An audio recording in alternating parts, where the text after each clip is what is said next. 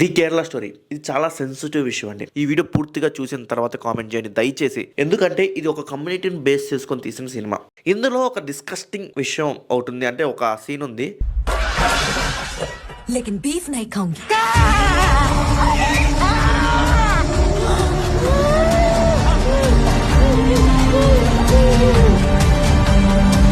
కానీ నిన్న జరిగిన ప్రెస్ మీట్, ఇంతకుముందు జరిగిన వీడియోస్ చూస్తే నిజంగానే జరిగిన సంఘటనలు అని చెప్పేసి ఎవరైతే విక్టిమ్స్ ఉన్నారో వాళ్ళే బయటకు వచ్చి చెప్పారు. To share videos of Zakir Naik and MM Akbar and all. నిన్న జరిగిన ప్రెస్ కాన్ఫరెన్స్ లో చాలా మంది జర్నలిస్టులు వచ్చారు, చాలా మంది విక్టిమ్స్ కూడా వచ్చారు. కేరళ స్టోరీ 2 ట్రూ ఈవెంట్స్ కింద తీసామని, నిజంగా జరిగిన సంఘటనల గురించి తీసాము అని సినిమా వాళ్ళు చెప్తున్నారు. యాక్చువల్గా 55 మంది విక్టిమ్స్ రావాలి, అందులో 49 మందే వచ్చారని చెప్తున్నారు.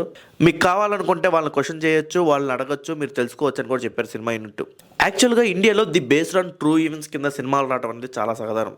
ఇది ఒక కమ్యూనిటీని టార్గెట్ చేశారు అని ఫీల్ అవుతున్న వాళ్ళలో తప్పు లేదండి. ఈ సినిమాలో చెప్పిందంతా నిజం అని ఫీల్ అవుతున్న వాళ్ళలో తప్పు లేదండి. మరి ఇద్దరు తప్పు లేనప్పుడు ఎవరు తప్పు అంటారా?